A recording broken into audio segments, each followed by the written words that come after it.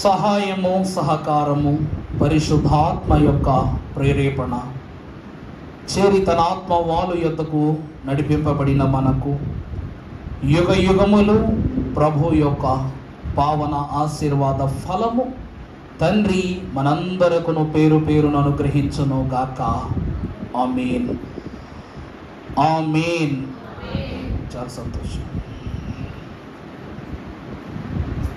దేవుని యొక్క వాక్యమును బట్టి గత వారము కొలనూలు చేతబట్టుకొనిన వ్యక్తి అయ్యున్న యేసు క్రీస్తు ప్రభువును బట్టి, తండ్రిని బట్టి, పరిశుద్ధాత్మని బట్టి మొదటి దినము తండ్రి యొక్క ప్రణాళికను తెలియచేస్తూ జకర్యా గ్రంథములో ఉన్న మర్మము, నెహెమ్యా కాలమునందు కట్టబడబోవు అనగా 50,000 మంది లేవీయులు కట్టుటకు ఆ కాలమున తేబడినటువంటి దర్యావేషు కాలములో తేబడినటువంటి 50,000 మంది లేవి వంశస్థులు నిర్మాణము చేయక అశ్రద్ధపరులై విడిచిపెట్టిన ఆలయమును నెహెమ్యా అను పరిశుద్ధుని ద్వారా మరలా నిర్మాణము చేయించుకున్న తండ్రి, కొలనూలు చేత పట్టుకున్న తండ్రి యొక్క కొలతలను గూర్చి ఏ ఏ స్థితుల ద్వారా విశ్వాసులు దేవునిలో ఫలిస్తారనేటువంటి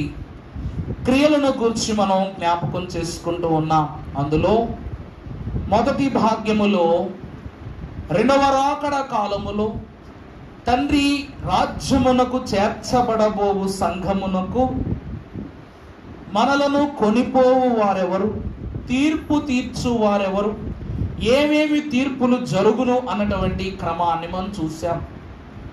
గత వారము తీర్పు చేత దీవింపబడిన మనకు శ్రమకాలపు శోధనలన్నిటినీ దాటుకొని ప్రతి విధమైన చిక్కులను దాటి ర్యాప్చర్ను గూర్చి, అలాగుననే నిశ్శబ్ద రాకడను గూర్చి, గోగు మాగోగు యుద్ధమును గూర్చి మనం జ్ఞాపకం చేసుకున్నాం పైవారం. గత వారము అక్కడి నుండి దేవుని యొక్క 1000 ఏండ్ల స్వీయ పరిపాలనలో ప్రవేశించిన మనము 1000 ఏండ్లు పరిపాలన విశ్వాసికి ఎందుకని, దాని ద్వారా కలగబోయే స్థితులేంటని, 1000 ఏండ్లలో ఉండబోవు మనము చేసే పనులను కూడా మనం వాక్యంలో చూసామా లేదా? 1000 ఏళ్ల పాలనలో ఉన్నంత మాత్రాన పరిశుద్ధులైపోము అన్న మాట మనకు గత వారం ఏమైంది? వాక్యం ద్వారా స్పష్టమైంది. పాపము చేసేవాడు సైతము ఎన్ని సంవత్సరాలు బ్రతుకుతాడట? ఎన్ని సంవత్సరాలు? 100 ఏళ్ళు బ్రతుకుతాడు. అప్పుడే పుట్టిన పసికందు యొక్క ఆయుర్ధారమే 100 సంవత్సరములు దేవుడిస్తానని వాక్యములు సెలవిచ్చారు. అలాగే వృద్ధులు, పెద్దలైన వారు కూడా ఇక్కడ ఎలా వాకిట్లో కూర్చుని అరుగుల మీద కూర్చుని మాట్లాడుకుంటారో పరలోకపు వీధులలో కూడా వృద్ధులైన వారు ఆ పనినే జరిగిస్తారు. ఇది 1000 ఏండ్ల స్వీయ పరిపాలన వృత్తాంతం. ప్రభునందు ప్రియబిడ్డలారా, ఈ 1000 ఏండ్ల స్వీయ పరిపాలనలోనికి ప్రవేశించి ప్రభు యొక్క తీర్పును అందుకొనవలసిన సమయము ఆసన్నమైనప్పుడు విశ్వాసికి ఈ 1000 ఏండ్ల కాలము తప్పక ఉండవలసిన గొప్ప లక్షణము ఏమిటి అంటే శుద్ధి. విశ్వాసికి ఉండవలసిన గొప్ప లక్షణము శుద్ధి. ప్రభువైన దేవదేవుడు 1000 ఏండ్ల స్వీయ పరిపాలన చేస్తానన్నారు కానీ పరలోకానికి నిన్ను తీసుకుని వెళ్తానని చెప్పలేదే. నా మాట అర్థమవుతుందండి?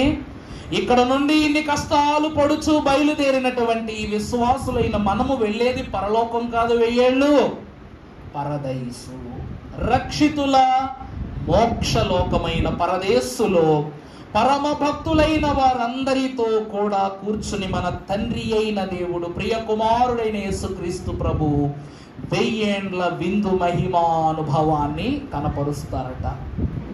ఈ విందు పరిపూర్తయిన తరువాత ఈ విందుశాలలో ఎవరైతే ప్రకటన గ్రంథములో 7 ధన్యతలను మనము చూస్తూ ఉన్నాం. దేవుని వాక్యము చదువువాడు ధన్యుడు, వాటిని విని గాయకొనువాడు ధన్యుడు. రెండవది, ప్రభువునందు మృతినందు మృతులు ధన్యులు. మూడవది, మెలకువగా నుండి తన వస్త్రమును కాపాడుకొనువాడు ధన్యుడు.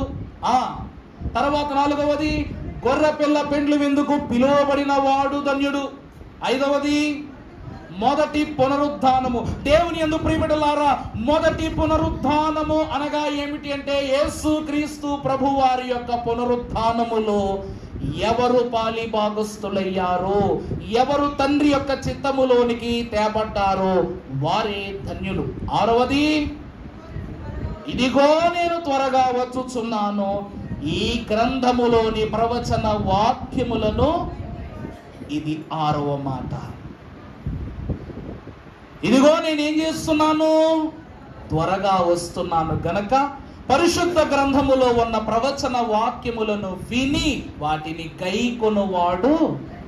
ప్రభువునందు దేవుని ప్రియబిడ్డలారా, 1000 ఏండ్ల స్వీయ పరిపాలన అనంతరము పరలోక రాజ్యమునకు కొనిపోవడబడనయున్న వధువుకు ప్రభువు అంత్య తీర్పును స్థిరపరుస్తారట.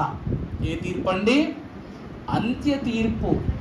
మొత్తం 3 తీర్పులు జరుగుతాయి విశ్వాసికి. మొదటిది మహిమ సింహాసన తీర్పు, 2వది న్యాయ సింహాసన తీర్పు, 3వది ధవళ సింహాసన తీర్పు. కంగారు పడకండి, ఈరోజు వీడియో లేదని బాధపడొద్దు. ఈరోజు అంశం ఒక మెట్టు, తర్వాత వారం ఈ అంశాలు క్రమంగా మీరు చూసి నేర్చుకునే విధంగా ఏర్పాటు చేశాను.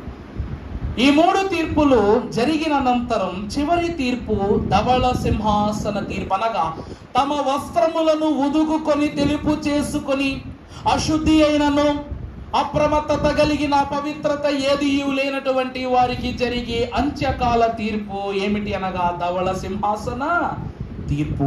దైవజనులు ఈ యొక్క గొర్రెపిల్ల రక్తములో తమ వస్త్రములను ఉదుకుకొని శుద్ధి చేసుకునే వారట ఈ లోకములో 7 స్నానాలు చేయాలంట. ఎన్ని స్నానాలు చేయాలండి? 7 స్నానాలు. దైవజనులు ఈ వాక్యమునకు పెట్టిన పేరు వధువు సంఘము చేయవలసిన 7 స్నానములు. అంశము ఏమిటండి? వధువు సంఘము చేయవలసిన 7 స్నానములు. ఈ 7 స్నానముల వివరము ద్వారానే అంత్య తీర్పులు మన వస్త్రములను మనం ఏం చేసుకోబోతున్నాం? తెలుపు చేసుకోబోతున్నాం. మీకు అర్థమయ్యేలా ఒక చిన్న మాట చెప్తాను. ఆది కాండములో ఆదామునకు పాపం అనే ఒక మరకంటింది. ఆ మరక ఏమైందట? దినదినము ఎక్కువైపోయింది. ఆ మరక చివరకు మనిషి హృదయమునకు అంటుకున్నంత ఘోర స్థితిలోనికి వచ్చేసింది. దినదినము మరక విస్తారమైపోయినట్లుగా దానిని ఉదుకుకొనవలసిన విశ్వాసి యొక్క విశ్వాసము కూడా ఎలా అవ్వాలట? చాకలివాని సబ్బులాగా దృఢంగా ఉండాలి. ఈరోజు కొన్ని ఆయిల్ మరకలు పోకపోతే సబ్బు పెడతాం, సర్పలో పెడతాం, నిమ్మకాయ పెడతాం, ఇంకేదైనా ఉంటే అవి కూడా వాడతాం. బట్టలు తెలుపవడానికి ఏం వాడతాం? డిటర్జెంట్ వాడతాం. మంచి సువాసన దుర్వాసన పోవటానికి కంఫర్టో లేకపోతే కాంపాక్ట్ ఇదైనా కూడా పెడతాం. ఇవన్నీ కుదరకపోగా ఈ వస్త్రమునకు ఉన్నటువంటి ఆ యొక్క మంచి సారం ఏదైతే ఇది పోకుండా తెల్ల వస్త్రాలు ఏం చేస్తాను? గంజిలో జాగ్రత్తగా పిండుకొని ఆరబెట్టుకుంటాం. ఒకే ఒక్క బట్టను ఒక శరీరం మీద వేసి పగలేసుకుంటే సాయంకాలం మాసిపోయి ఈ దుస్తుల కోసము ఇన్ని స్థితులను మనము ఉపయోగిస్తున్నామే. మరి దేవుని యొక్క పావన రూపము అయ్యున్న పరిశుద్ధ మానవ ధన్యత హృదయమునకు మరకంటినప్పుడు ఈ 7 స్నానములు తప్పక ఆచరిస్తేనే పాపమును మరకంటిన విశ్వాసికి వధువు సంఘము అనే ప్రణాళికను ప్రభువు అందిస్తారట. పరిశుద్ధ వాక్యమును చదువుకున్నట్లయితే ఎఫెసీయులకు రాసిన పత్రిక 5వ అధ్యాయము 25వ వచనము నుండి చదువుకుందాం. పురుషులారా, మీరు మీ భార్యలను ప్రేమించుడి, అటువలే క్రీస్తును కూడా సంఘమును ప్రేమించి అది కలంకమైనను అట్టిది మరి ఏదియును లేక, చూడండి, పరిశుద్ధమైనది గాను నిర్దోషమైనది గాను మహిమ గల సంఘముగాను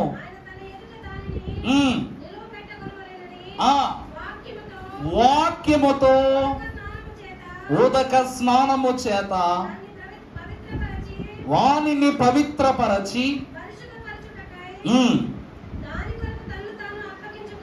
చాలండి. చిన్ని ప్రార్థన చేసుకుందాం. దయామయుడవై ఉన్న మా దేవా, ఘనరిక్తుడవు, నిత్య నివాసి పరిశుద్ధుడా, స్తోత్రములు.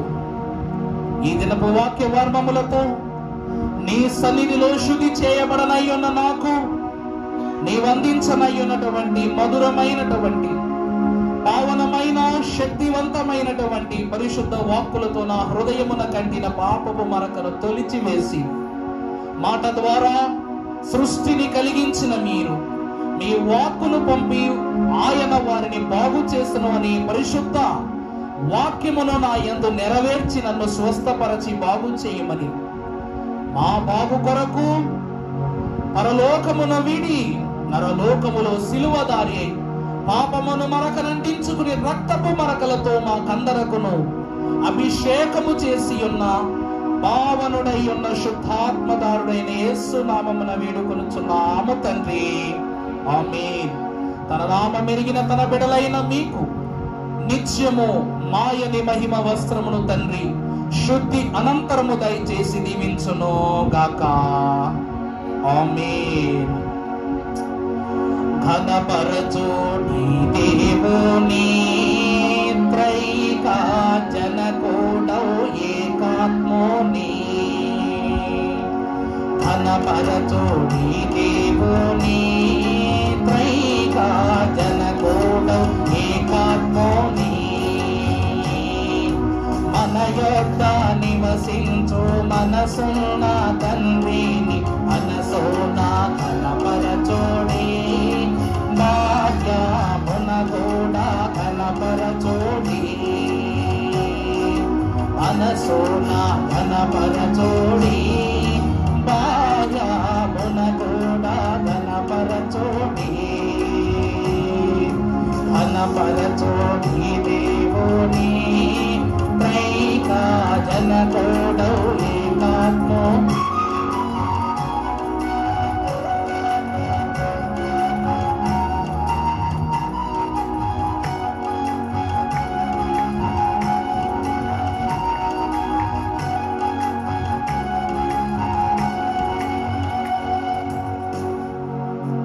ప్రభు యొక్క కృపా సమాధానము మనందరకును తండ్రి దయచేయును గాక. ప్రభునందు దేవుని ప్రియబిడ్డలారా, ఈ యొక్క స్నానములన్నీయును, అసలు స్నానము దేనికి గుర్తు? ఒక మనుష్యుడు ఎందుకు స్నానం చేయాలి? ఈరోజు మన ఇంట్లో ఒక కుక్క పిల్ల ఉందనుకుందా, ఆ కుక్క పిల్లకి ఎన్ని రోజులకు ఒకసారి స్నానం చేయిస్తారు చెప్పండి? కుక్కలు పెంచుకునేవాడు చెప్పమ్మా, కుక్క పిల్ల ఎవరిని పెంచుకుంటే మా ఇంట్లో లేదు మరి. ప్రతిరోజు చేయిస్తారా? వారానికి ఒకసారా? సంవత్సరానికి ఒకసారి పంపిస్తారు? అమ్మా 3 రోజులు అనుకుందామా? సరే, చాలా సంతోషం.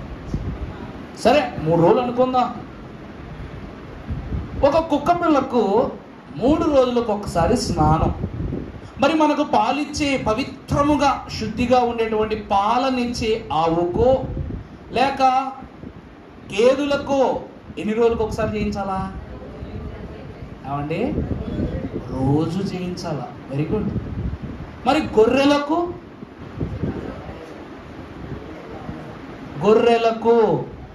గొర్రె ఎప్పుడైనా నీటిలో స్నానం చేయడం చూసారా? చేయించడం చూసారా? అయినా సరే గొర్రె శ్రేష్టమైనది, పరిశుద్ధమైనదని వాక్యం చెప్తుంది. దానికి జన్మతహాగా తన తల్లి దేహములో నుండి అంటుకొనిన రక్తము అను ఆ ఉమ్మ నీరు తప్ప మరొకసారి దాని దేహమునకి ఏమి తగలదు? నీరు తగలదు. అయినప్పటికీ కూడా గొర్రె శ్రేష్టమైనది, పవిత్రమైనది. మరి మనుషులు ఎన్నిసార్లు స్నానం చేయాలి? రోజుకు 2 సార్లా? సర్లే 2 సార్లు చాలా ఎక్కువ. 2 సార్లే చాలా ఎక్కువ. వీళ్ళు నిజమే కదా. మీకు ఒక విషయం చెప్పనా, నేను ఉద్యోగం చేసేటప్పుడు నా ఫ్రెండ్ ఒకడు ఉండేవాడు, సెబాస్టిన్ పేరు. ఆయన 2 రోజులకు ఒకసారి స్నానం చేస్తాడు. తెల్లగా ఉంటాడు మనిషి, తెల్లగా ఉంటాడు. కారణం ఏంటంటే అసలు ఆ దేశంలో ఉన్న వాళ్ళు 2 రోజులకు ఒకసారి చేస్తారట. కారణం ఏంటంటే వాటర్ స్కేర్సిటీ, వాటర్ తక్కువ ఉంటుంది అక్కడ. టిష్యూస్ యూజ్ చేసుకుంటారు ప్రతి దానికి. ఫేస్ మీద జిడ్డు పెడితే టిష్యూ యూజ్ చేస్తాం. మనం ఏం చేస్తాం? సబ్బు రుద్ది రుద్ది రుద్ది బెళ్ళంత అయ్యేదాకా రుద్దేస్తాం. కానీ వాళ్ళు ఎలా ఉంటారంట? తెల్లగా ఉంటారు. మరి ఆఫ్రికా వారు చూడడానికి బహు నలుపు. వాళ్ళు ఎలా ఉంటారండి?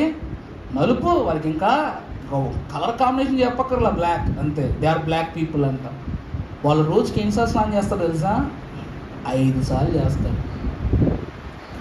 South Africa, Brazil, Greenland, Netherlands ఇట్లాంటి ఏరియాలో ఉన్న వారందరూ కూడా పర్ డేకి 5 టైమ్స్ స్నానం చేస్తారంట. కారణం ఏమిటో తెలుసా అండి? తెల్లగా అవటానికి కాదంట. వారికి దేహము పైన కాస్త ఎండపడినా కూడా అనారోగ్యాలు వచ్చేస్తాయి. కాబట్టి వారి దేహాలను ఎప్పుడు కూడా చల్లదనంలో ఉంచుకోవడానికి ప్రయత్నం చేస్తారు. అమెరికా వారికి, నార్థన్ కంట్రీస్ చూసుకుంటే వారికి చల్లదనమే. పొద్దున్న లెగిస్తే చల్లదనం. వాళ్ళ ఏసీలు పెట్టుకోకపోయినా హ్యాపీ బతుకుతారు. ఇవాళ కమింగ్ డిసెంబర్ వచ్చేస్తుంది, ఇంక వాళ్ళ ఇంట్లో ఏసీ ఉండదు, ఇంకా విపరీతమైన చలే.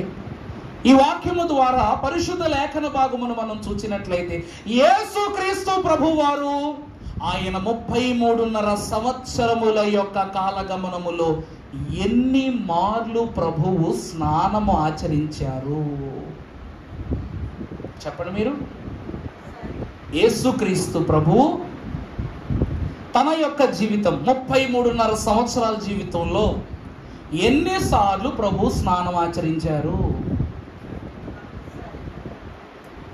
ఒక్కసారే. కారణం ఏమిటో తెలుసా అండి?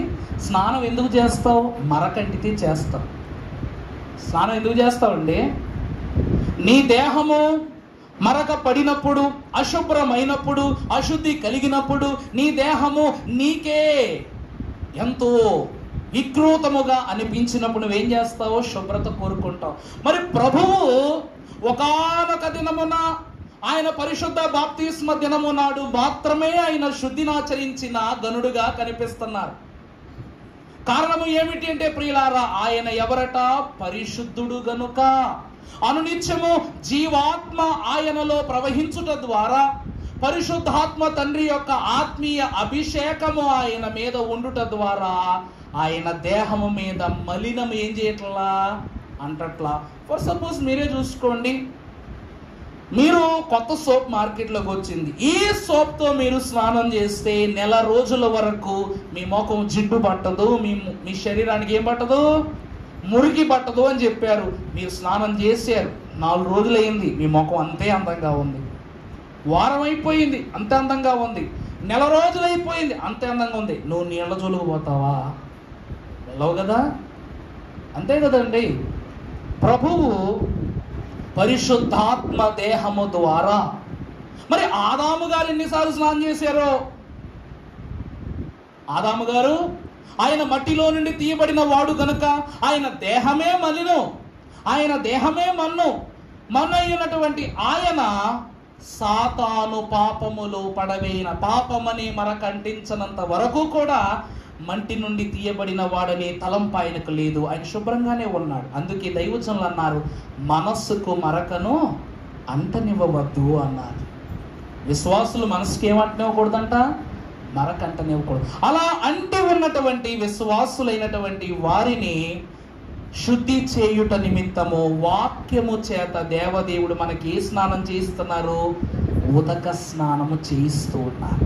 ప్రభునందు దేవుని ప్రియబిడ్డలారా, ఉదక స్నానము అనగా అరికాలు మొదలుకొని నెత్తి వరకు ప్రతి భాగ్యవంతమైన స్థితులను శుద్ధి చేయుటయే.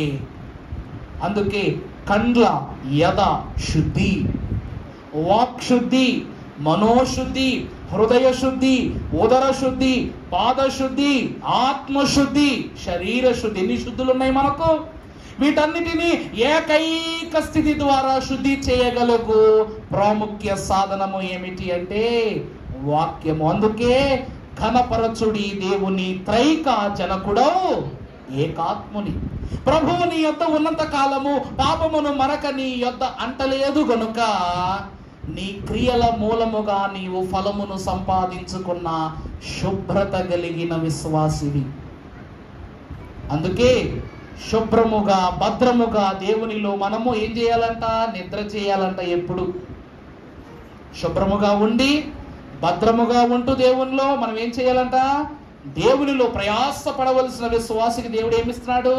విశ్రాంతిని ఇస్తున్నాడు గనక ఆయనలో మనం ఏం చేయాలి? విశ్రాంతి పొందుకోవాలి. ఆయన అందుకునేవారుగా ఉండాలి. ఈరోజు మనము చూసినట్లయితే 7 స్నానములను గురించి పరిశుద్ధ లేఖన భాగము మనకు బోధిస్తూ ఉన్నది. మొదటిగా చూసినట్లయితే కన్నీటి స్నానము. మొదటి స్నానం ఏమిటండి? కన్నీటి స్నానము. పరిశుద్ధ గ్రంథములో నుండి లూకాసు సువార్త 7వ అధ్యాయము 38వ వచనము మనం ఒక్కసారి చదువుకున్నట్లయితే, అమ్మా వెనుక తట్టు ఆయన పాదముల యొద్ద నిలువబడి ఏడ్చుచు కన్నీళ్లతో ఆయన పాదములను తడిపి తన తల వెంట్రుకలతో తుడచి ఆయన పాదములను ముద్దు పెట్టుకొని. చాలండి. ఈ వచనము మనకు క్రొత్త విషయాన్ని ఏమీ చెప్పటంలా. వాక్యములో ఎవరూ చెయ్యని పని, ఎప్పుడూ చెయ్యని పని మగ్దలేని మరియా అనే ఒక అన్యురాలు, చెబుతున్నాను అన్యురాలు, ప్రభువుకు మొట్టమొదటిసారి జరిగించిందట. ఏ క్షణమున ఈ క్రమమును ఆమె ఆచరించిందో ఆ క్రమమునే ఆమె ధన్యురాలైపోయి పరిశుభ్రపరచబడినట్లుగా మనం వాక్యం చూస్తున్నాం. ప్రభువునందు దేవుని ప్రియబిడ్డలారా, కన్నీటితో ఎవరు విత్తుదురో సంతోషముతో వారు తన పనులను కోసుకొని పోవునని కీర్తనాకారుడు అంటున్నాడు. నీ కన్నీటి సాక్ష్యము నాకు వినబడినని యెహోషువ కాలములో ప్రభు మనవి చేస్తున్నారు. కన్నీళ్లు నా పాదములను కడుగు పర్యాంతము నీ మొర నేను వినుదును అని పరమ భక్తుడైన హిజ్కియా తన ఆయుద్ధారము కొరకు ప్రాధేయపడ్డారు. అలాగుననే లాజరు తన సహోదరులైనటువంటి వారు ప్రభువును ప్రశ్నించినప్పుడు యేసు కన్నీరు విడిచును అనే పదమును కూడా మనం వాక్యములో చూస్తున్నాం. ఈ కన్నీటి ద్వారా మనిషికి కలుగుతున్న నూతన స్నానం ఏమిటి అంటే హృదయ పశ్చాత్తాపము. కన్నీరు ఒక మనిషికి ఎప్పుడు వస్తుంది? పశ్చాత్తాపడిన నాడే వస్తుంది. పశ్చాత్తాపమే దేవుని ఎదుట ప్రాయశ్చిత్తమనియు ఆ ప్రాయశ్చిత్తము ద్వారానే విశ్వాసి యొక్క హృదయము తండ్రికి అతి సమీపమగుననియు ఫాదర్ ఎం దేవదాసయ్య గారు ఆయన యొక్క పదచరణములలో కొన్ని లేఖన భాగముల్లో తెలియజేశారు. ప్రభునందు దేవుని ప్రియబిడ్డలారా, నిజముగా కన్నీటికి అంత శక్తి ఉన్నదా అంటే గత వారము మనము చూచాం. ఉత్తర దిక్కుగా దేవుడు తన బిడలైన వారిని చేతపట్టుకుని ఉత్తర గుమ్మము యొద్దకు తీసుకుని వెళ్ళగా నా అరికాలును దాటి నా యొక్క మోకాలు మధ్యలోతుకు అక్కడ ఏం కనబడుతున్నాయి? జలములు కనబడుతూ ఉన్నాయట. ఆ జలములు ఇవి ఎవరివి, ఇవి ఏమిటి అని ప్రభువును అడిగినప్పుడు ప్రభు అంటూ ఉన్నారు, ఇది మీరు నా కొరకు చిందించిన కన్నీటి ధార, కన్నీటిని నేను బుడ్డీలో భద్రపరచుదునని ప్రభువు సెలవిచ్చిన వారై ఉన్నారు. ప్రభువునందు దేవుని ప్రియబిడ్డలారా, ప్రభువు యొక్క వాక్యమును మనం ఒక్కసారి గమనించినట్లయితే దినవృత్తాంతముల 2వ గ్రంథము 34వ అధ్యాయము 27వ వచనం మనం ఒకసారి చదివినట్లయితే, అమ్మా నీ హృదయములో నుండి కార్చబడబోవు కన్నీరు పశ్చాత్తాపము గలదైనదని నువ్వు నమ్మినట్లయితే నీకు ఈ క్రమములు జరుగుతాయట. మొదటిది, నీ మనస్సు మెత్తనిదై నీ స్థలము మీదను దాని కాపురస్తుల మీదను నీవు వినినప్పుడు నా సన్నిధిని నిన్ను నీవు తగ్గించుకుని నీ వస్త్రములను చింపుకుని నీ మనవిని నేను. ప్రభునందు దేవుని ప్రియబిడ్డలారా, వాక్య గ్రంథములో ఎజ్రా మహాభక్తుడు ప్రవక్త అయిన ఎజ్రా మనకు సందర్శనమిస్తూ ఒక రోజు అంటాడు, ప్రభువా నీవు ఏ పని నిమిత్తము నీ ప్రజలైన ఇశ్రాయేలీలను ఈ స్థలమునకు నువ్వు నడిపించుకున్నావో ఆ నడిపింపు గల ప్రజలకు నేను బోధించాను, వారితో వాదించాను, ఎంతో నేను వారి మీద ఆశ పెట్టుకుని వారిని బలపరచజూచిన వారు ఏమైపోతున్నారు? చెడిపోతున్నారు.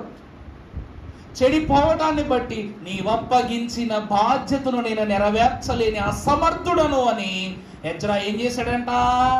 తన దగ్గర ఉన్నటువంటి దుప్పటిని నేల మీద పరచి దాని మీద కూర్చుని మోకరించి అంగలారుస్తూ తన వస్త్రములను చింపుకుని ప్రభు ఎదుట ఏడుస్తున్నాడంట. అర్థమవుతుందా అండి?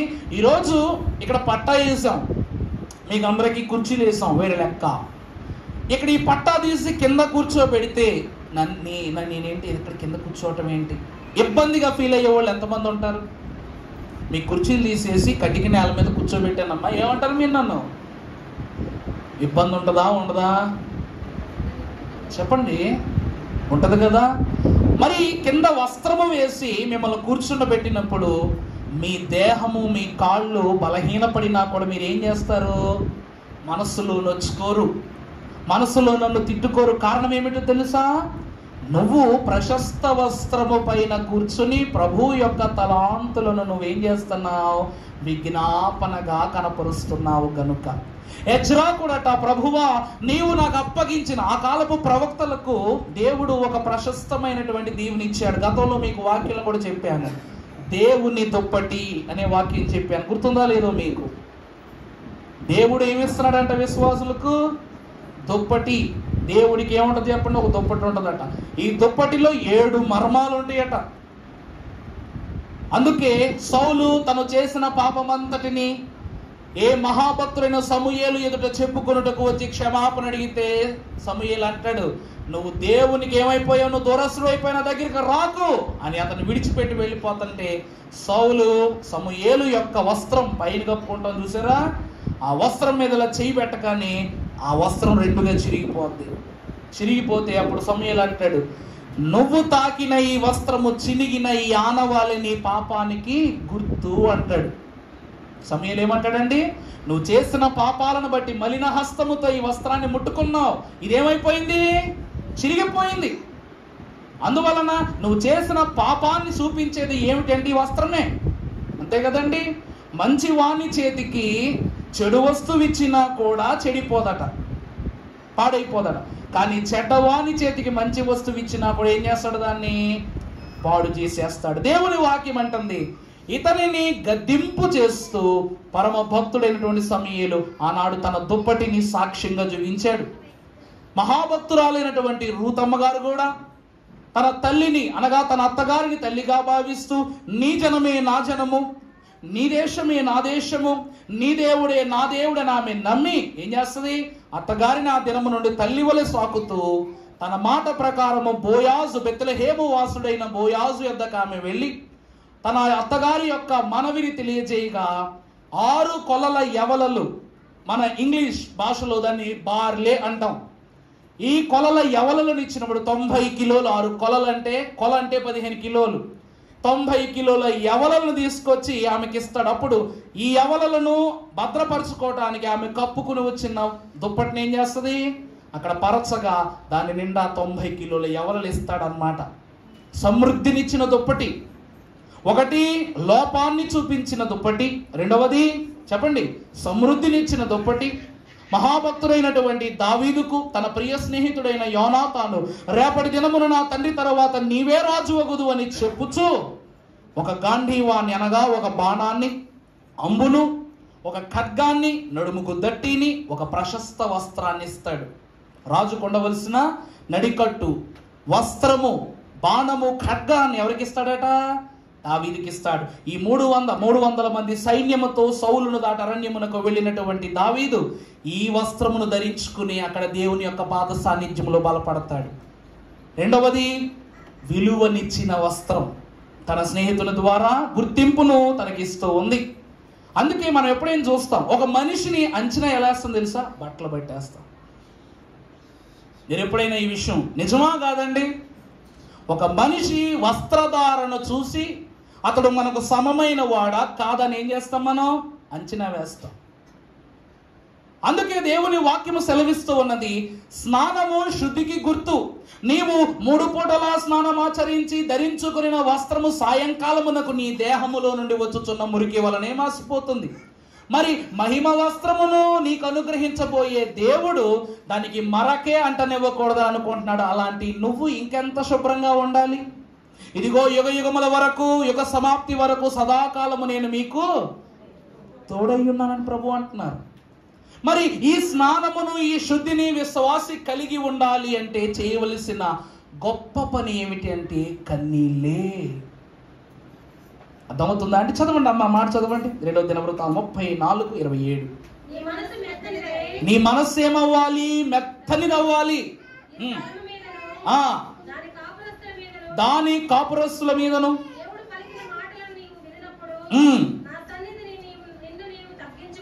రెండవది, నా సన్నిధిని నీవు తగ్గించుకొని నీ వస్త్రములను చింపుకొని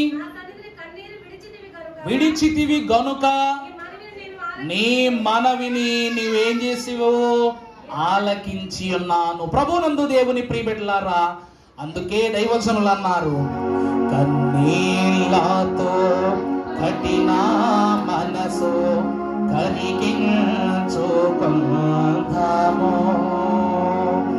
ఉభయులమేకి భావించి ఒక్కరముగా వీడుదాము, ఒక్కరముగా వీడుదాము, ఒక్కరముగా వీడుదాము. దేవారాజా పుత్రులమై ఏకరిల్లుదాము. కన్నీళ్లు కఠిన మనస్సును ఏం చేస్తాయంట? నీ మనస్సుకు కఠినత్వము అనేటువంటి మరకంటుకుంది. దాన్ని కరగదీయాలి అంటే అది నీ సారమే కానీ, అది నీ స్వాస్యమే కానీ, నీ కృపా మహదైశ్వర్య బాహుళ్యమును బట్టి త్రిత్వ దేవుడు మన జనకుడు ఫాదర్ ఎం దేవదాసయ్య గారు అన్నారు, కన్నీరు లేనిదే కటాక్షము లేదు అన్నారు. కన్నీరు లేనిది ఏమి లేదంట? కటాక్షము లేదట. ఎంత భక్తుడైనా కూడా కన్నీరు చిందించాలి. కన్నీరు చిందింపబడిన వారి కొరకు మాత్రమే క్రీస్తు రక్తము చిందించి ఉన్నాడు గనక ఆ రక్త సారము నీ కన్నీటి సారములో ఏమవ్వాలి? ఐక్యం అవ్వాలి. దైవజనులు అన్నారు, ప్రభువు దేహములో నుండి వచ్చుచున్నది కేవలము నీరు కాదట, విశ్వాసుల యొక్క వేదన. విశ్వాసుల యొక్క చెమట ఎందుకు వస్తుంది మనకి? ఒళ్ళు అలసిపోయినప్పుడు, శరీరంలో నుండి వేడి పుట్టినప్పుడు చెమట వస్తుంది. చల్లగా ఉన్నప్పుడు చెమట వస్తుందా మనకి? కారణం ఏమిటి?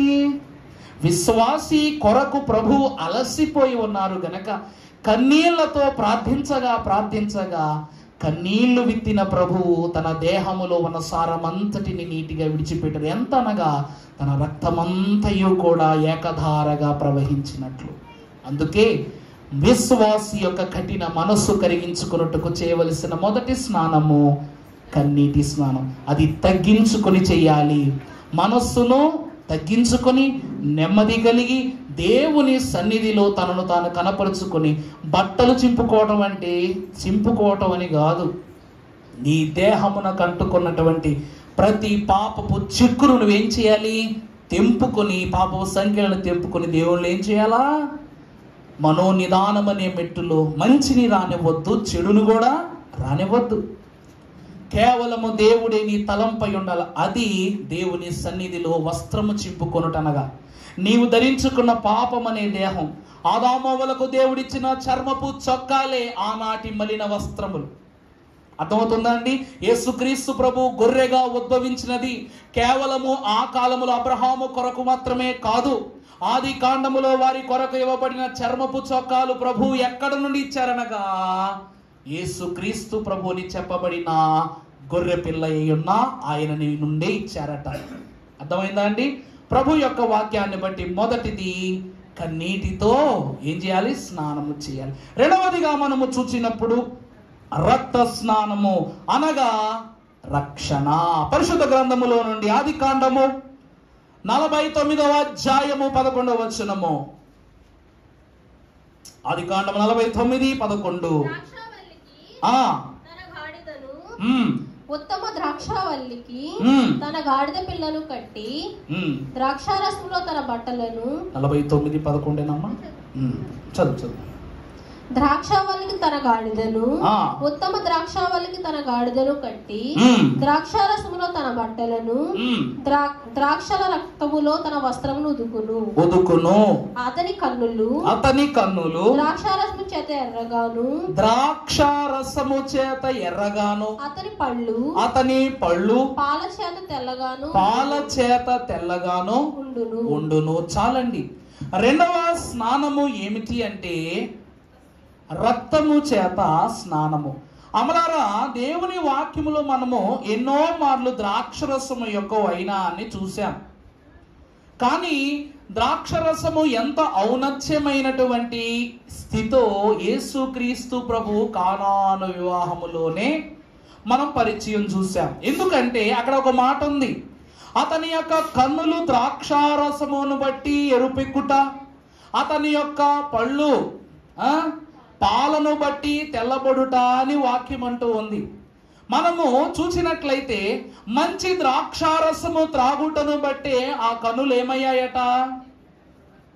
మంచి ద్రాక్షారసం తాగితే కన్నులు ఎరిపెక్కుతాయా? చాలా బాగుంది. ఆ ముందు ఇంకొకసారి వచ్చిన చదువు మనోళ్ళకి అర్థమవుతుంది. ద్రాక్షావల్లికి తన గాడిదను, ఉత్తమ ద్రాక్షావల్లికి తన గాడిద పిల్లను కట్టి. చాలమ్మా, చాలా సంతోషం. ద్రాక్షావల్లికేమో తన గాడిదను కట్టారంట. రెండవది ఉత్తమ ద్రాక్షావల్లికి దేని కట్టారు ప్రభువు? ఇప్పుడు మీకు ద్రాక్షావల్లి మంచిదా, ఉత్తమ ద్రాక్షావల్లి మంచిదా? నిజమా? యేసుక్రీస్తు ప్రభు తన శిష్యులను పంపించి, మీరు ఆ ప్రాంతమునకు వెళ్ళి అక్కడ ఒక గాడిద పిల్ల కనబడతాయి, మీరు వెళ్ళి ఇది ప్రభువునకు కావలసి ఉన్నదని దేని తీసుకురండి? తల్లినా పిల్లనా? తల్లి ఉత్తమం, కానీ పిల్ల తల్లి సామాన్యమైన గాడిద, మరి గాడిద పిల్ల ఏమిటంట? ఉత్తమమైనది. ఇది ప్రభువునకు ఏమై ఉన్నది? కావలసి ఉన్నది. జబ్బు రసమును తాగినటువంటి ప్రజల యొక్క కన్నులు ఏమైపోయాయి? ఎరుపెక్కిపోయాయి. అవునా కదా? ఇతడు ఎవరో ముందంతా అందరూ ద్రాక్షరసం ఇచ్చినప్పుడు చివరిగా అందరికి ఏం పోస్తారు? జబ్బు రసాన్ని పోస్తారు. జబ్బు నీకేం తీసుకొస్తుంది? బలహీనత తెస్తా, బలాన్ని తెస్తుందా? ఈ ద్రాక్షరసమును త్రాగుట ద్వారా ఈ లోకములో ఉన్న, అనగా ఆనాడు నాబోతు ద్రాక్ష తోటను ఆక్రమించుకొనదలిచినటువంటి యెజబేలు ఆ కాలమున అతని ద్రాక్ష తోటను ఆక్రమించుకొన చూచి అతను హతమార్చుటను బట్టి ఆ రక్తస్రావపు శాపము యెజబేలు వంశమునకు శాపంగా ఇచ్చాడు ఏలియాను బట్టి దేవుడు. కారణం ఏమిటో తెలుసా? ఆనాటిది ద్రాక్ష తోట. నేను ద్రాక్షవల్లిని తీగలు మీరన్నారు ప్రభువు. పాత నిబంధన కాలములో కేవలము ద్రాక్షావల్లిగా మాత్రమే అందరకును తన ఫలాలనిచ్చిన తండ్రి ఉత్తమ ద్రాక్షావల్లిగా కుమారుడై మన కొరకు ఉద్భవించి కానాను వివాహములో మొదటి సూచక క్రియ ద్రాక్షారసముగా ఏర్పరచుకుని ప్రభు ఏం చేశారంట? మొదటి నుండి ఆఖరి వరకు కూడా ఏమిచ్చారు చెప్పండి? శుద్ధిని. విశ్వాసికి ప్రభువు మొట్టమొదటి శుద్ధినిచ్చింది దేని ద్వారా అంటే ద్రాక్షరసం ద్వారానే. అర్థమవుతుందా అండి? నజరేయుడైన యేసుక్రీస్తు ప్రభు శిష్యులైన వారితో బాప్తిస్మము పొందుకొనిన ప్రారంభములోనే ప్రభువు చేసిన తొలి సూచక క్రియ అనగా అనునిత్యము జ్ఞాపకముండున్నది, అది మరొకరెవరునూ చేయనటువంటిది. ఆ క్రియ ఏమిటి అంటే జబ్బు రసమును శ్రేష్ఠ ద్రాక్షరసంగా మార్చటం. ఉత్తమమైనటువంటి ద్రాక్షావళిని ఉత్తమమైనటువంటి గాడిద పిల్లగా ప్రభు దాన్ని స్థిరపరుచుకున్నారు. ప్రభునందు దేవుని ప్రియమిట్లారా, అందుకే దేవుని వాక్యం అంటూ ఉంది, రక్తము లేనిదే రక్షణ లేదు. రక్తం లేకపోతే ఏం లేదండి? రక్షణ లేదు. రక్తము లేనిదే రాజ్యము రాదు అన్నారు. రక్తం చిందించకపోతే ఏం రాదంట? ఈరోజు నువ్వు పరలోక ప్రార్థన చెప్తావు, పరలోకమందున్న మా తండ్రి నీ నామం పరిశుద్ధపరచబడును గాక, తర్వాత మరి నీ రాజ్యం ఎలా రావాలి? నీ రాజ్యం ఎలా రావాలి? నీ రాజ్యము వచ్చును గాక, నీ చిత్తము భూమి యందు పరలోకమునందు నెరవేరినట్లు భూమి యందును. అక్కడ నెరవేరిందైతేనే ఇక్కడ నెరవేరుద్ది అని నువ్వే అంటున్నావు. కానీ యేసుక్రీస్తు ప్రభువు రక్తము చేత శుద్ధి చేయబడకుండగా ఆయన చిత్తము పరలోకములో నెరవేరినట్లు భూమి మీద ఎలా నెరవేరుతుంది? నెరవేరాలి అంటే ఏమవ్వాలి? రక్తము చిందింపబడాలి. ప్రభువు 3 మార్లు తన యొక్క రక్తమును మన కొరకు ప్రారంభములు అందించారు. మొదటిది కానాను వివాహమును అబాస్సు పాలు కాకుండా చేయటానికి. రెండవ ద్రాక్షరసము యేసు క్రీస్తు ప్రభువు తన ప్రియ శిష్యులైనటువంటి వారందరికీ ఏర్పాటు చేసిన దినము సబ్బాతు దినము. అర్థమైందండి? The last supper. మూడవది ఏమిటి అనగా ఆయన రక్తమును, ఆయన చెమటను రక్తముగా మార్చి మన కొరకు ఒలీవ కొండ పైన వేదనను అందటం.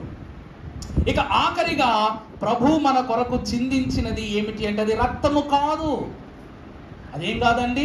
రక్తము సిలువ మీద ప్రభు కార్చినది కేవలము రక్తము కాదట. అది ఏమిటి అనగా విమోచన క్రయధనము. దాన్ని ఏమన్నారండి? విమోచన క్రయధనము. ప్రభువునందు ప్రియబిడ్డలారా, అందుకే రక్తము చేత ఎవరు శుద్ధి చేయబడుదురో వారే క్రీస్తు యొక్క రాజ్యమును సంపాదించుకొనగలరని వాక్యం అంటుంది. ఎంతో మంది పరమ భక్తులు వాక్యములో కనబడినప్పటికీ క్రీస్తు రక్తము యొక్క ఎప్పుడైతే ప్రక్కలో ప్రభువును బల్లెముతో పొడిచాడో ఆ బల్లెములో నుండి ఆ రక్తపు చుక్క సైనికుడి కంటి మీద పడగానే అతనికి ఏమొచ్చిందంట? స్వస్థత వచ్చిందట.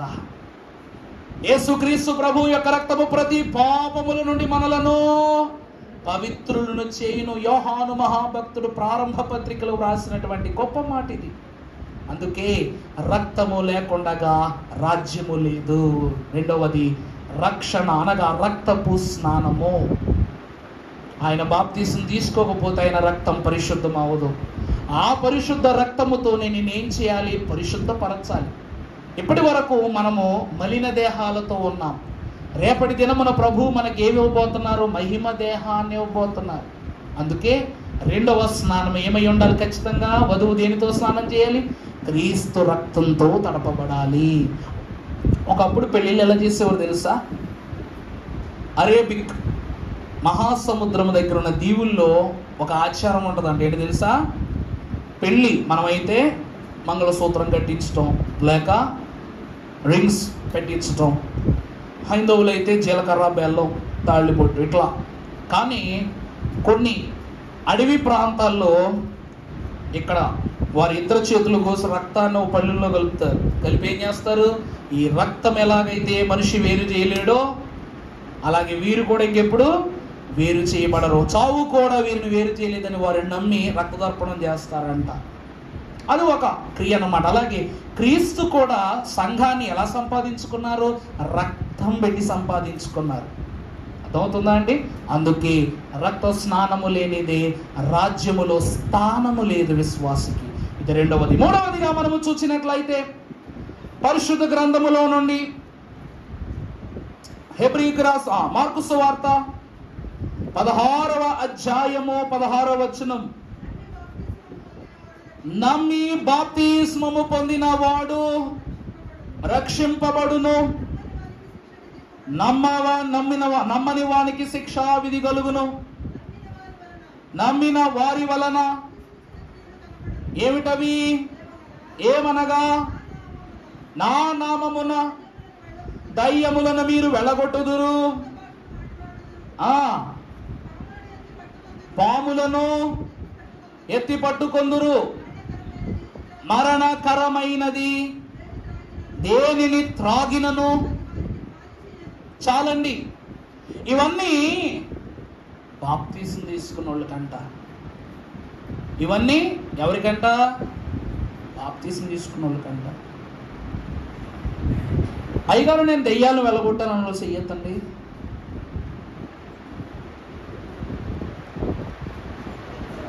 పోనీ నా ప్రార్థన వల్ల ఒకరికి స్వస్థ వచ్చిందండి అన్నోళ్ళు చేయొద్దని పోనీ. ఇవాళ దాకా మనకి ఎందుకు? అబ్బే లేదా?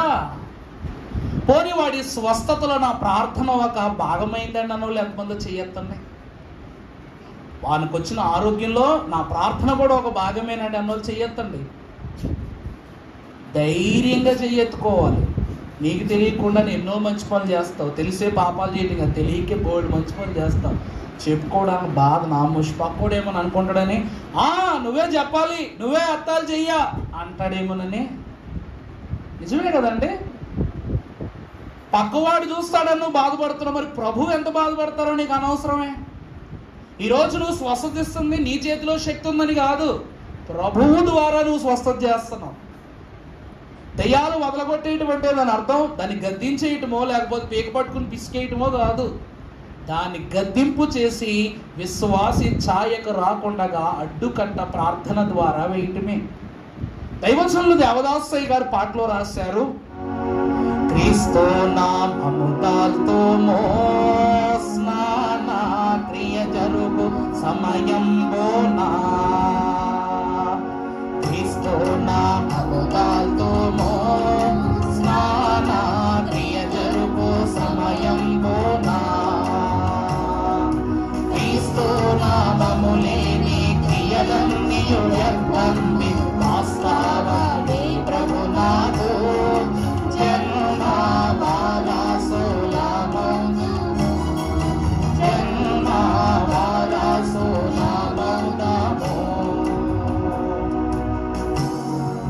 ప్రభు వాక్యము సెలవిస్తున్నది. దేవుని సంఘమా, క్రీస్తు నామము పెట్టకుండా నువ్వు ఏ క్రియ చేసినా కూడా ఆ క్రియ అంతయు కూడా వ్యర్థమే.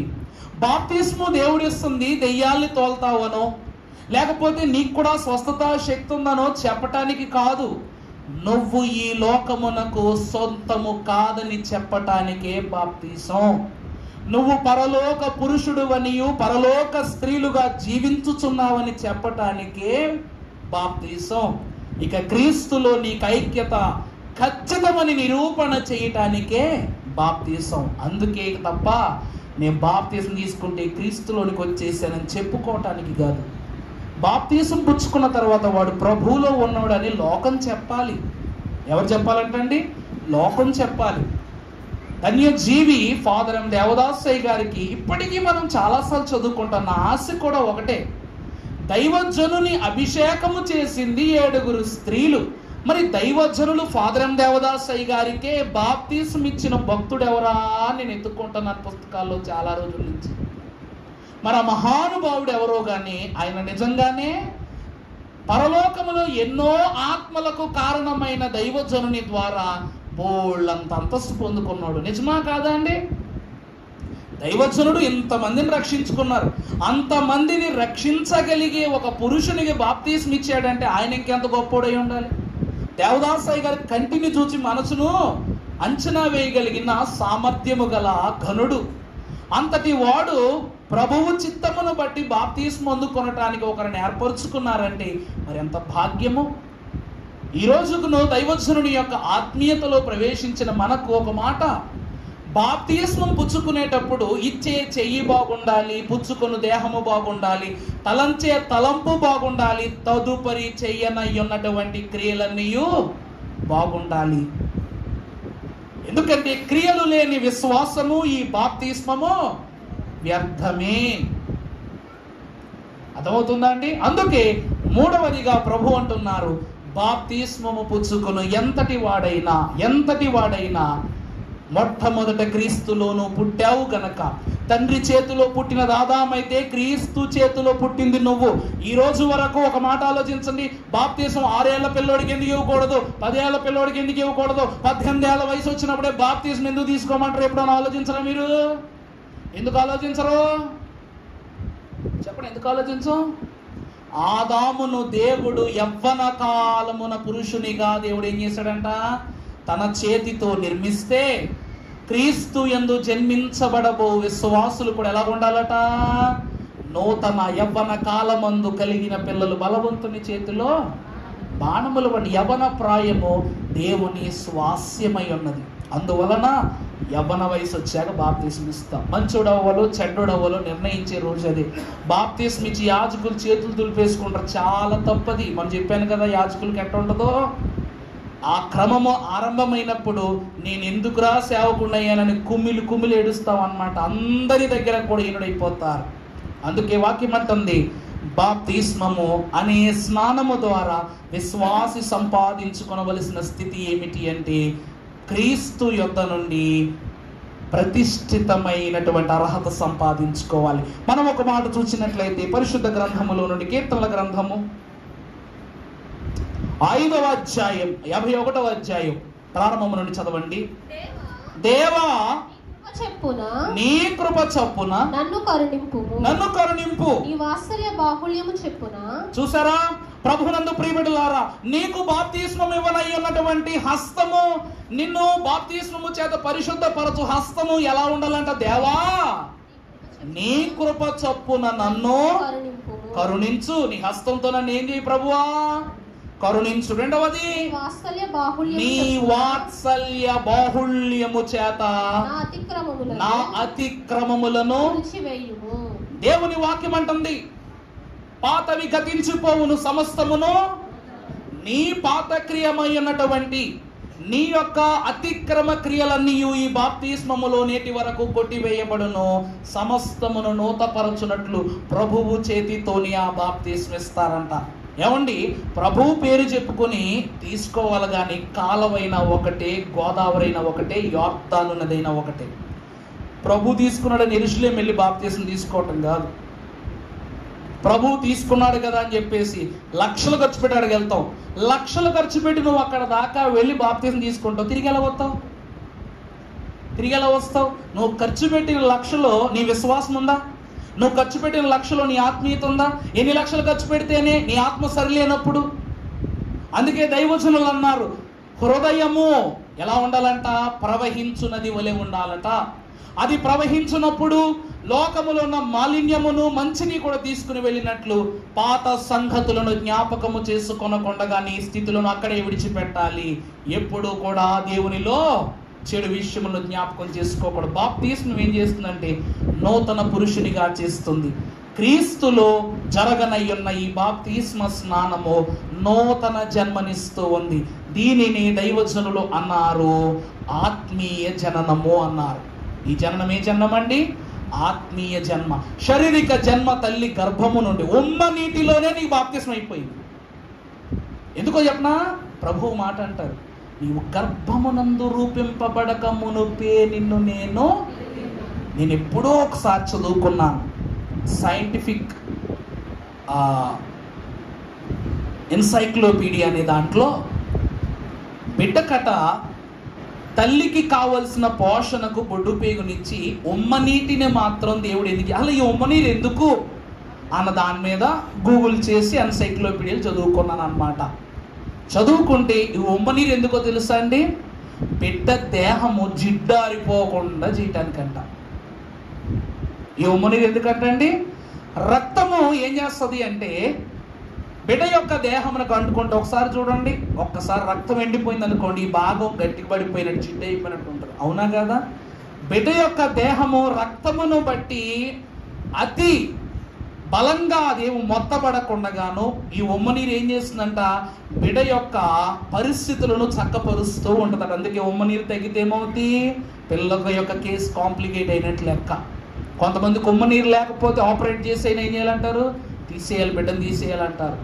ఎందుకంటే ఈ ఉమ్మ నీరు బిడ్డ యొక్క సారమును, బిడ్డ యొక్క పోషణను స్థిరపరుస్తూ ఉంది. దీని కదలికను బట్టి బిడ్డ యొక్క ఆరోగ్యం అనారోగ్యాన్ని అంచనా వేస్తారు తల్లి గర్భంలో. అందుకే నీ తొలి బాప్తిస్మము తొలి గర్భములోని ఉమ్మ నీటిలోనే జరిగిపోతుంది. అదే మొదటి పురుషునిగా నువ్వు జన్మించటం.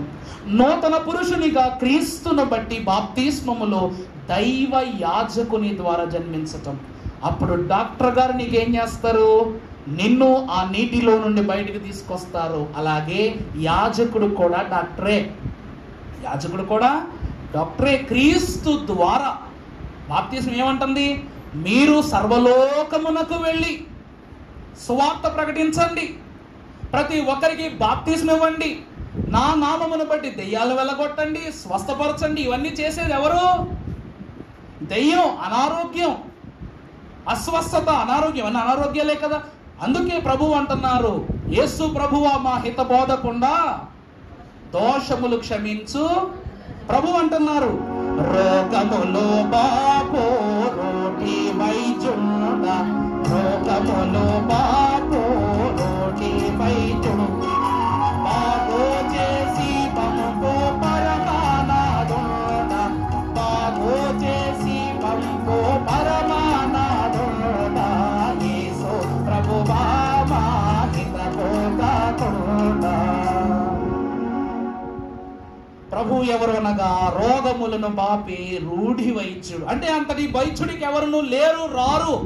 అందుకే బాప్తిస్మము నీలో ఉన్న గతాన్ని తొలిచివేయటం అంటే నువ్వు భరించిన ప్రతి బలహీనతను దేవుడు లేకుండా చేస్తాడు. అందుకే ఈ స్నానము విశ్వాసికి ఖచ్చిత అవసరం, ఆత్మ స్నానం. చూసినట్లయితే తర్వాత చూద్దాం పరిశుద్ధ గ్రంథంలో నుండి మత్తయి సువార్త 3వ అధ్యాయం 11వ వచనం చదవండి. మారు మనస్సు నిమిత్తము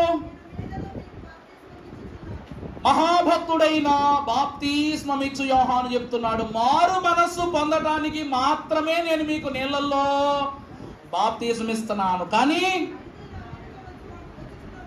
నా వెనక వచ్చుచున్నటువంటి వాడు, వావ్, నా తర్వాత వచ్చేవాడు ఎవరు?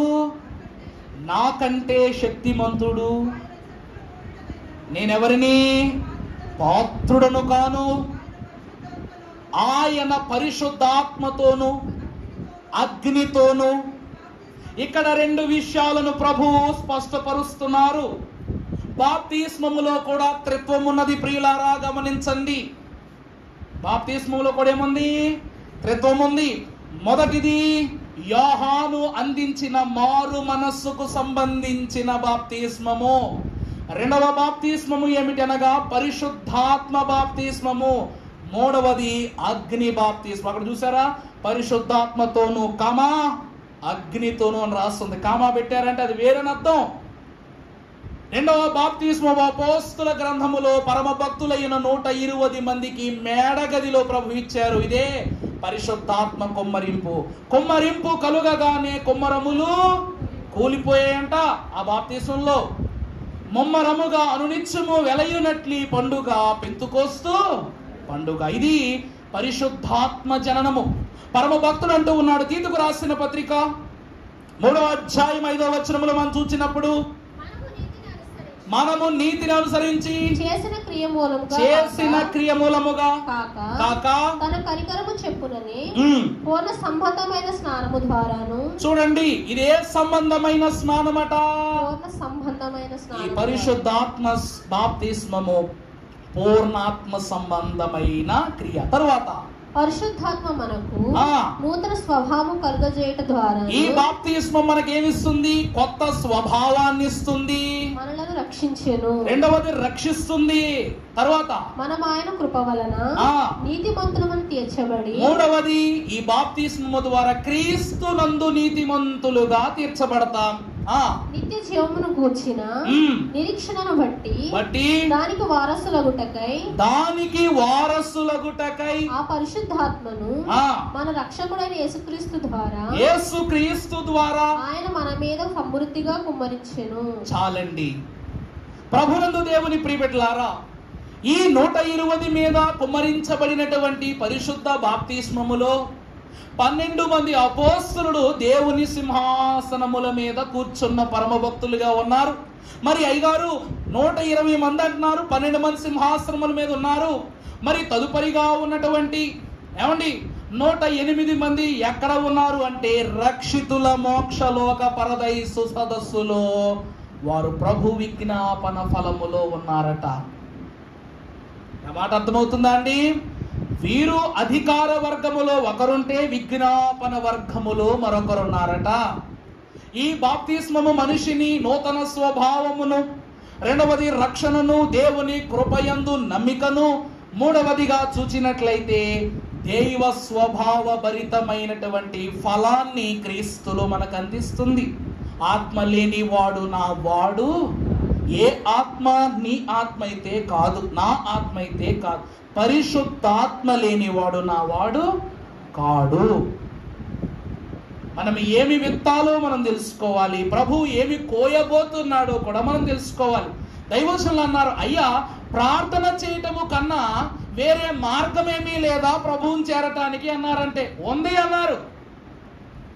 ఏంటండి, ప్రార్థన చేస్తేనే ప్రభు దగ్గరికి వెళ్తామా, వేరే మార్గం ఏమి లేదా అయ్యగారు అంటేను ఉంది అన్నారంట.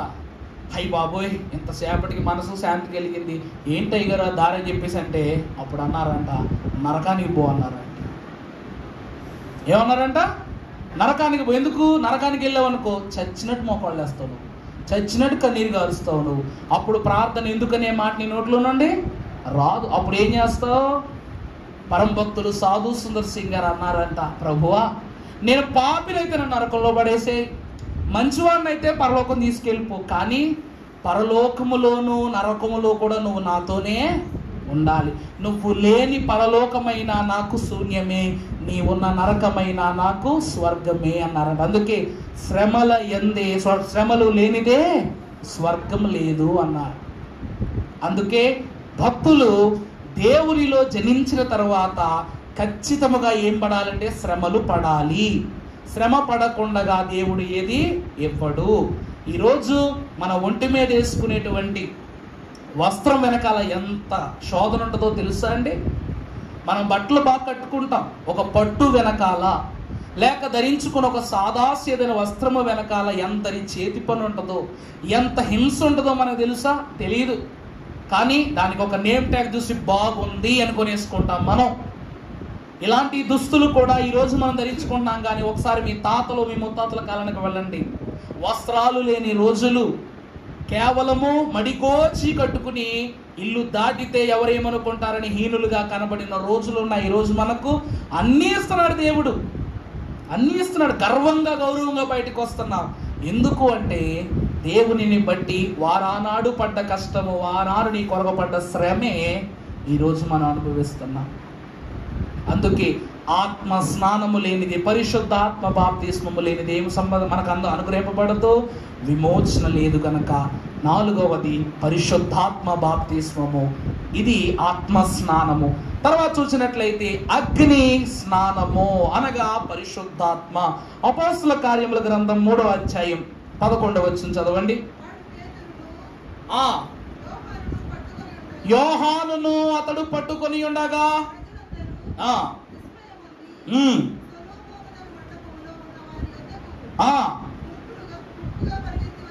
గుంపులుగా పరిగెత్తుకొని వచ్చిరి. చూచి ఇశ్రాయేలీయులారా,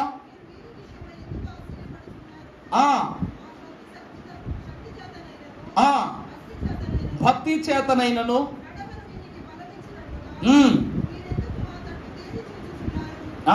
చాలండి. ప్రభునందు ప్రియబిడ్డలారా, సొలొమోను మహామందిరములో అతడు ప్రార్థించగా పరిశుద్ధాత్మ దేవుడు అగ్నిగా దిగి వచ్చి అక్కడ ఉన్న ప్రతి ఒక్కరిలోనూ తన ఫలాన్ని ఆ బలిపీఠము మీద ప్రస్తావన చేశాడు తండ్రి. అసలు అగ్ని అంటే ఏంటి? మనకు 2 అగ్నులు ఉన్నాయి.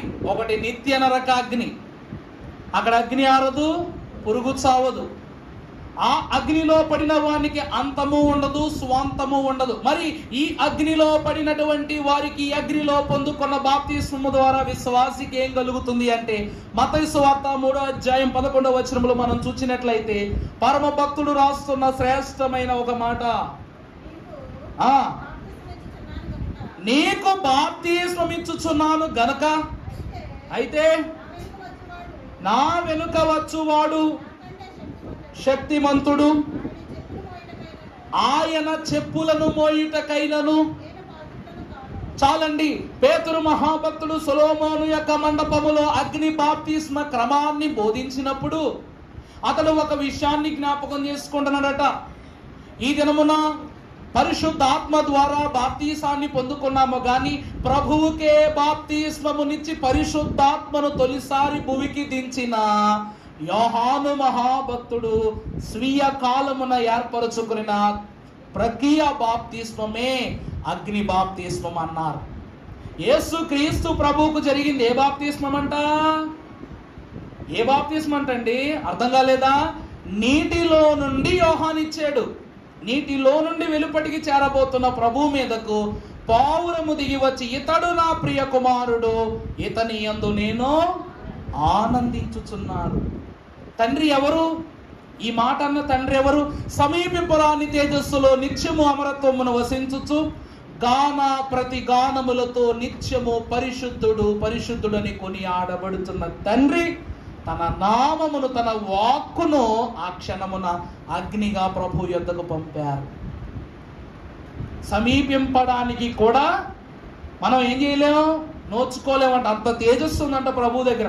అంతటి ప్రభువే తన వాక్కు ద్వారా ఇతడు నా ప్రియ కుమారుడు అనగా దహించు అగ్ని అయి ఉన్నాడని దేవుని వాక్యం ద్వారా స్పష్టం చేశాడు.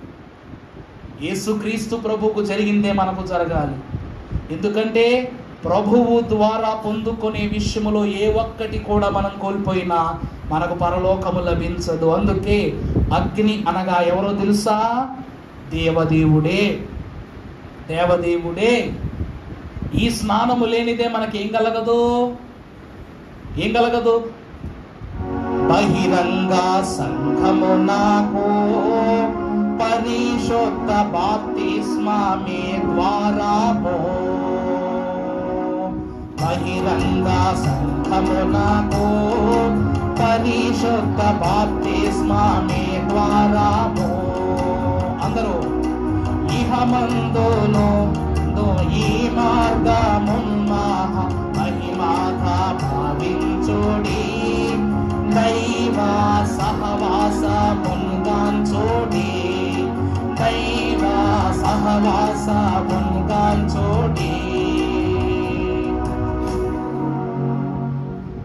బహిరంగ సంఘమునకు, చూడండి, బహిరంగముగా ఉన్న మనుషులకు కాదు, బహిరంగ సంఘమునకు. ఇప్పుడు మనము ఎంత సంఘమైనా కూడా ఎక్కడున్నాం? మనం బయటే ఉన్నాం, వాకిటిలోనే ఉన్నాం.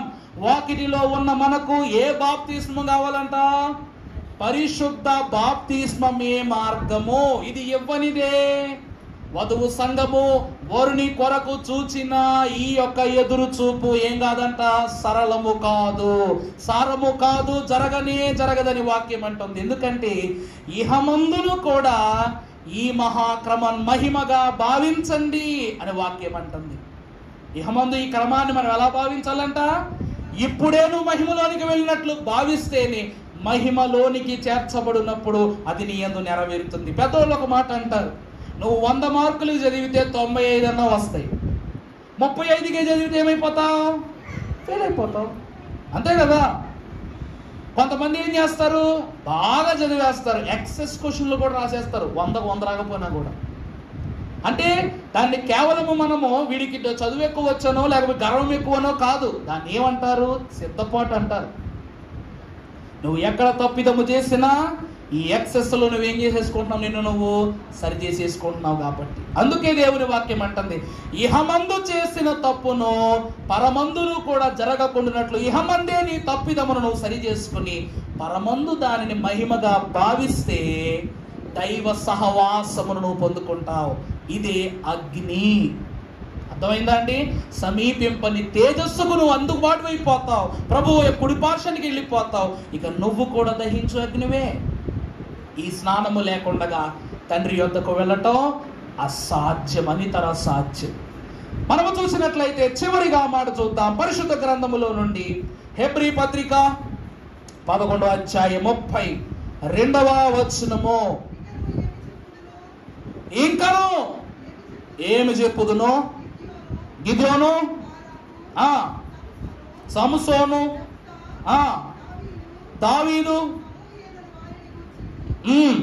అమ్మా హెబ్రీ 11:32 చదువమ్మా, కంటిన్యూ చేసి.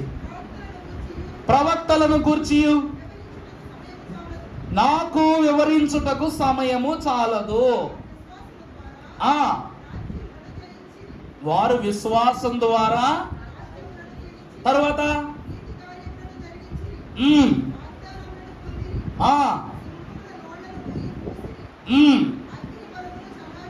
చాలండి. ఇక్కడ రాయబడిన ప్రతి ఒక్క భక్తుడు కూడా శ్రమ పొందుకోనోడు ఎవడైనా ఉన్నాడా? న్యాయాధిపతులైనా, ప్రవక్తలైనా, యాజకులైనా, ఎవరైనా. సంసోను 1000 మంది ఫిలిష్తీయుల రక్తంలో స్నానం చేశాడు కదా. రెండవది, తర్వాత ఇంకెవరున్నారమ్మా?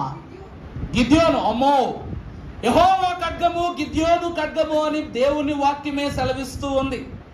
తన యొక్క సునాదముతో దేవుని యొక్క సైన్యమును స్థిరపరచి ఎదురు దాడి చేసి యుద్ధమును ఆచరించినటువంటి గనుడు గిద్యోను. అతడు కూడా కత్తి పట్టుకున్న యోధుడే. తరువాత బాలాకు, ఆనాడు ఇశ్రాయేలు ప్రజలైనటువంటి వారి యొక్క ఉనికిని తెలియజేయుట నిమిత్తము తన పనిని జరిగింపజేసి అతడు యుద్ధం ఆచరించిన వాడే. ప్రభునందు దేవుని ప్రియబిడ్డలారా, వాక్యమును బట్టి చూస్తే ఏ భక్తుడైనా ఏ రాజైనా శ్రమ పెట్టకుండా, శ్రమ పడకుండగా ఆశీర్వాదాన్ని పొందుకున్నాడా?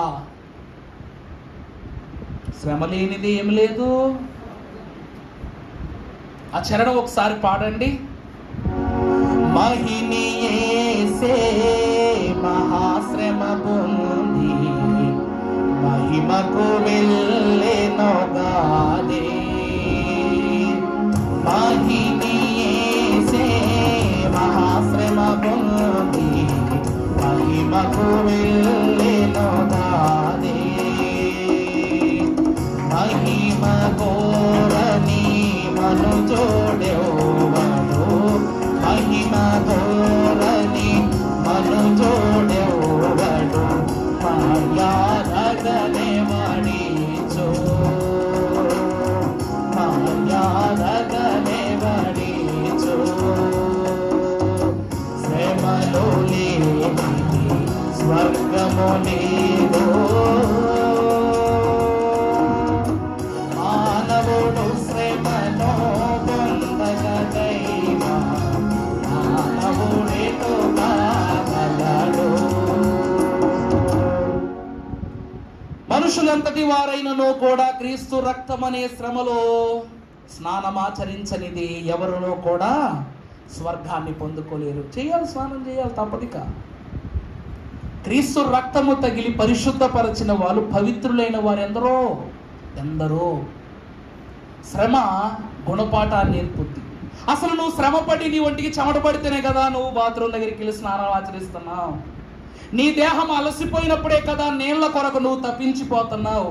నీ పరిస్థితులు చెమ్మగిల్లి నీ శరీరము భరించలేని దుఃఖము కోరినప్పుడే కదా చల్లటి నీళ్లతో నీ దేహాన్ని చల్లార్చుకుంటున్నావు. అవునా కదమ్మా? శ్రమ పడ్డావు కాబట్టి నీకేం కావాల్సి వస్తుంది? స్నానం కావాలి. మరి విశ్వాసి లోకములో పాపం బట్టి, క్రియల బట్టి ఇంత శ్రమ పడుతున్నాడే. మరి ఇంత శ్రమ పడిన మనిషికి ఎంత నీటితో స్నానం చేస్తే అతడు సేద తీరుతాడు? ఏ నీటితో స్నానము చేస్తే అతడు సేద తీరుతాడంటే క్రీస్తు రక్తముతో స్నానము చేస్తేనే. దైవజనుడు దేవదాసయ్య గారు అన్నారు, విశ్వాసులట స్నానము చేసేటప్పుడు, ఈ మాట తప్పుగా అనుకోకుండా చెప్తున్నా, స్నానం ఆచరించేటప్పుడు ఒక ప్రార్థన చేసుకోవాలండి. ఏమిటంటే, ప్రభువా, నాలో అశుద్ధిని నేను ఏం చేయడానికి వెళుతున్నాను? తొలగించుకోవడానికి వెళుతున్నాను.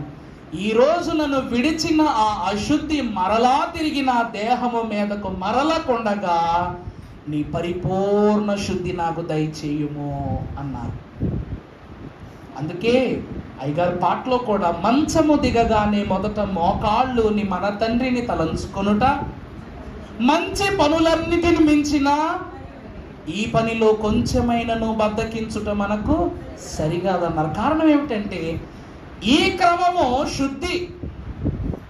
నీ నోటిలో నుండి వచ్చే తొలి వాక్యే ఏం చేస్తుంది? నిన్ను శుద్ధి చేస్తుంది. నీ వాక్కును శుద్ధి చేస్తుంది, నీ తలంపును శుద్ధి చేస్తుంది, నీ కంటిని శుద్ధి చేస్తుంది. చూచే చూపులోనూ, మాట్లాడే మాటలో, తలంచే తలంపులో కూడా దేవుడే ప్రథమముగా ఉన్నాడు గనక నీ ప్రార్థన నీ ఉదయకాల దినమున ప్రథమ ఫలముగా దేవునికి ఇవ్వబడుతూ ఉంది. అందుకే దేవుని వాక్యం అంటుంది, శ్రమలు లేనిదే స్వర్గమో లేదు. చివరిగా మనము చూసినట్లయితే, ఇన్ని స్నానములు ఆచరించిన తరువాత ప్రభువు యొక్క రాజ్యము ఎదుట నిలబడిన విశ్వాసి చివరి స్నానం ఎక్కడ చెయ్యాలి అంటే గాజు సముద్రము యొద్ద చెయ్యాలి. పరమగీత గ్రంథము మొదటి అధ్యాయము 12వ వచనం చదువుకుందాం.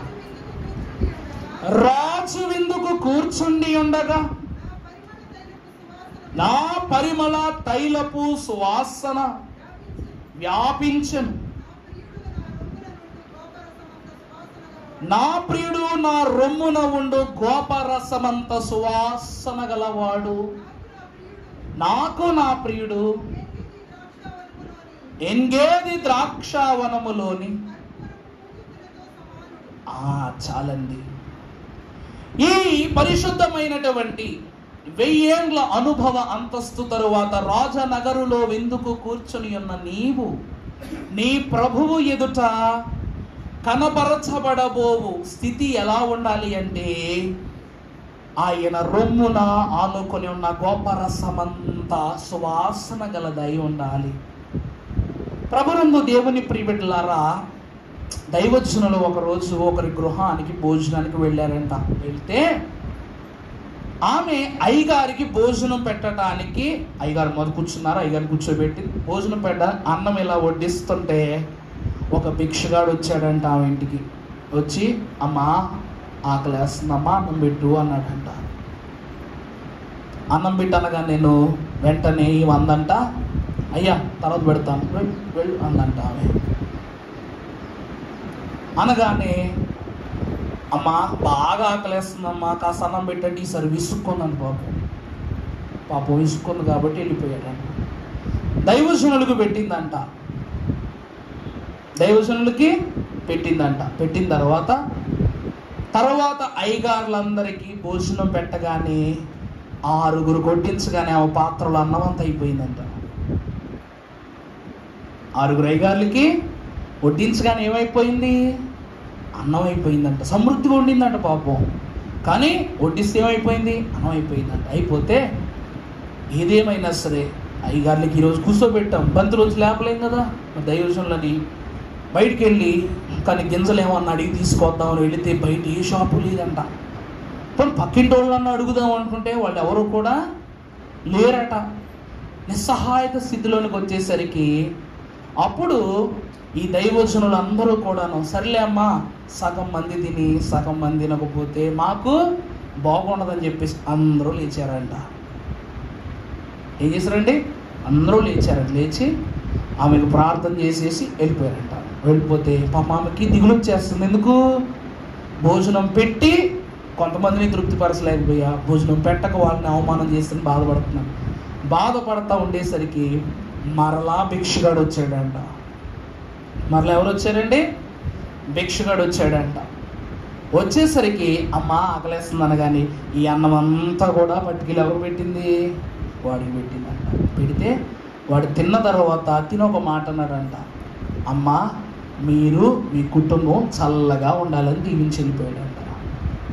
వెళ్ళిపోతే అప్పుడు దైవజనులు చేసిన ప్రార్థన ఇవి గుర్తొచ్చిందంట. ఏమిటా ప్రార్థన అంటే, ప్రభువా మమ్ములను తృప్తిపరచలేకపోయిన ఈ దాసురాలిని నువ్వు తృప్తిపరచు. ప్రభు ఏమో దైవజనులు ఏమని ప్రార్థన చేశారంట, మాకు ఆహారం ఇచ్చి తృప్తిపరచలేనిపోయిన ఈ తల్లిని నీ ఆహారముతో తృప్తిపరచు అని దైవజనుడు ప్రార్థన చేసిన విషయం గుర్తొచ్చింది ఆమెకి. అంటే దైవజనులను తృప్తిపరచు చూచింది కానీ దేవునిని తృప్తిపరచలేకపోయింది ఆమె. ఎప్పుడైతే ఈ భిక్షగానికి ఆహారము పెట్టిందో అప్పుడు దేవుడు తృప్తి పొంది వాడి నోట ఒక శుభవచనాన్ని పలికించాడంట. అమ్మ నువ్వు నీ కుటుంబము ఎలా ఉండాలా? చల్లగా ఉండాలా.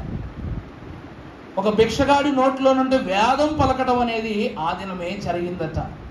ఆమె ఆశ్చర్యపోయి దైవజనుని యొద్దకు వచ్చి, అయ్యా ఇలా జరిగిందండి ఇలాగని చెప్తే అప్పుడు దైవజనులు అన్నారంట, అయితే నువ్వు ప్రభువుకి ఇష్టమైన పని చేశావు ఈరోజు అన్నారంట. దేవుని వాక్యము ఎందుకు ఇంత స్పష్టముగా చెప్తూ ఉందంటే, ప్రభువుకు ఇష్టమైన నిజమైన ఉపవాసం ఏమిటంటే బీదలను ఆదుకొనటమే, వారికి ఆహారము లేని వారికి ఆహారం ఇవ్వటమే. ఈరోజు 1000 ఏండ్ల స్వీయ పరపాలనలో ప్రభువు ప్రక్కన కూర్చుండనయ్యున్న సంఘమైన మనకు నిజమైన సువాసనను పరిమళింపజేయునది కేవలము మనము దేహమునందు ధరించుకున్న విశ్వాసము మాత్రమే కాదు. ఒక్క మాట చూపిస్తాను పరిశుద్ధ గ్రంథములో, రాజుల 2వ గ్రంథము 5వ అధ్యాయం 9వ వచనం ముగింపు మాట.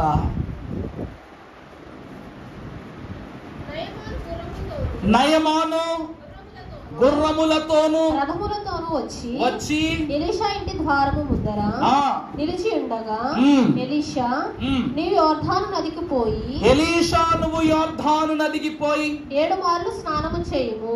7 మార్లు నువ్వేమి చెయ్యి? స్నానము చేయుము. ప్రభునందు దేవుని ప్రియబిడ్డలారా, విశ్వాసికి శుద్ధి లేకుండగా ఎంత ఆహారము తిన్నా కూడా అరగదంట. స్నానం చేయకుండా భోజనం చేస్తే ఎట్లా ఉంటుంది మనకి? ఎప్పుడేం చూసారా? నేను ఒక రోజు మనకి ఇంటి పని చేస్తూ ఉంటే పనులను అడిగాను, అన్న మీరేమో చెమటలు కక్కేస్తున్నారు, అన్నం ఎలా తినబుద్ధి అవుతుంది అన్న, మీకు ఇబ్బంది కలగట్లేదంటే, ఏం చేస్తామో గారు మాకు ఇష్టం ఏంటి ఇలా ఉంటాం, మరి తప్పట్లా ఆకలిని చంపుకోలేము, అలాగని చెప్పేసి దీని ప్రక్కన పెట్టలేము అని అన్నారనమాట. వాక్యం ఏమిటంటుంది, నయమాను కుష్ఠరోగి అయిన నయమాను ఈ ఎలీషా మహాభక్తుని యొద్దకు వచ్చి, అయ్యా నాకు కలిగిన బలహీనత నిమిత్తము పరిష్కారము నాకు బోధించమని అతను అడిగినప్పుడు, నీవు యోర్దానులోనికి వెళ్ళి ఎన్నిసార్లు ములుగు? 7 మార్లు ములగమన్నారు. మనం ఇప్పటి వరకు 6 స్నానాలు చేసాం. ఇప్పుడు మనం ఏ స్నానం చేయాలి? 7వ స్నానం చేయాలి. యెహెజ్కేలు గ్రంథములో ఒక మాట 16వ అధ్యాయము 9వ వచనము నుండి, పరమ భక్తుడు ప్రవక్త అయిన యెహెజ్కేలు రాసిన గ్రంథం 16:9 చదివితే, అప్పుడు నేను నిన్ను నీళ్లతో కడిగి నీ మీద రక్తమంతయు, చూడండి అక్కడ రక్తము అనగా మలినము. రక్తం అంటే ఏమిటండి? నీ మలినమును నేను తుడచి నిన్ను నూనెతో, అనగా ప్రభు అన్నారు నూనెతో నా తల అంటుట. నూనె దేనికి సాదృశ్యము? స్వస్థతకు, సమృద్ధికి సాదృశ్యం. తరువాత విచిత్రమైన కుట్టు పని చేసిన వస్త్రమును నేను నీకు ధరింపజేసి,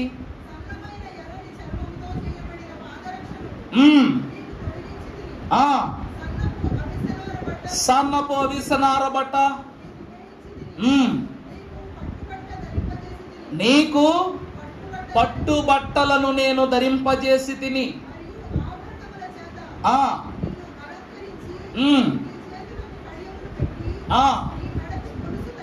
నీ మెడకు గొలుసును తగిలించి,